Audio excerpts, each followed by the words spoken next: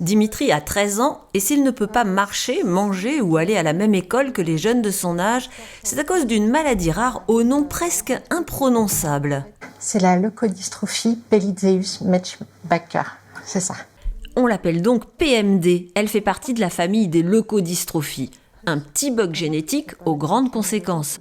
Dimitri a été diagnostiqué quand il avait 1 an, au moment où sa mère et son oncle Sébastien découvraient eux aussi être touchés. La faute à pas de chance, personne n'y est pour rien. Toute la famille a dû s'adapter. Quitter l'appartement au 3e étage sans ascenseur, trouver un institut d'éducation motrice pour assurer l'école plus les soins dont Dimitri a besoin, kiné, psychomotricité, ergothérapie. Il y dort 1 fois par semaine pour éviter la fatigue des trajets. Dans la nouvelle maison, sa chambre est équipée d'un astucieux système de grands rails au plafond pour le sortir de son lit et le déposer en douceur dans son fauteuil roulant, l'amener aux toilettes ou à la douche.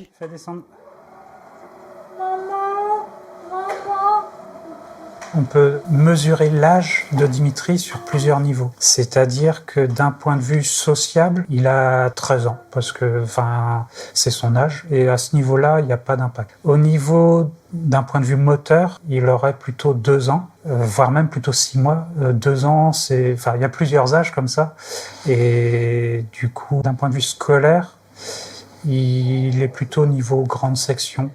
Tout est fait pour rendre Dimitri autonome, lui permettre de jouer au petit train avec son frère Timéo, épargné par la maladie, manier seul son fauteuil électrique, sauf quand il est trop fatigué, profiter de la vie au maximum.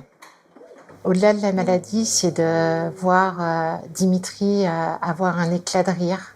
Ça, c'est un réel bonheur pour moi de le voir rire, de voir les enfants jouer ensemble, d'entendre Dimitri m'appeler quand son petit frère fait une bêtise.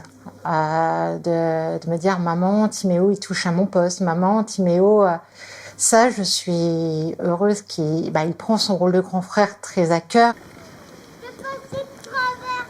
Bien sûr, il y a aussi les moments de doute, quand la maladie progresse, quand les douleurs d'Élodie se réveillent et que l'avenir semble sombre. Se raccrocher à l'association Ella prend alors tout son sens. L'association Ella nous apprend ce que c'est que la maladie finalement, parce que même si les médecins en parlent, ils sont des mots tellement compliqués qu'on ne comprend pas toujours. En fait. Qu'on comprend pas toujours. Ensuite, il y a l'espoir avec Ella, notamment avec la recherche. Il y a le côté les familles. C'est vrai que le fait de rencontrer les autres familles touchées, quand on se retrouve, ça y est, on est une famille normale. On est comme les autres. Et sans que ça paraisse, c'est important. C'est important, ça fait du bien. Ella a joué un rôle central, en particulier dans les premières phases de recherche, pour souligner l'importance de la recherche fondamentale sur les leukodystrophies. Aucune autre organisation au monde n'a fait de même.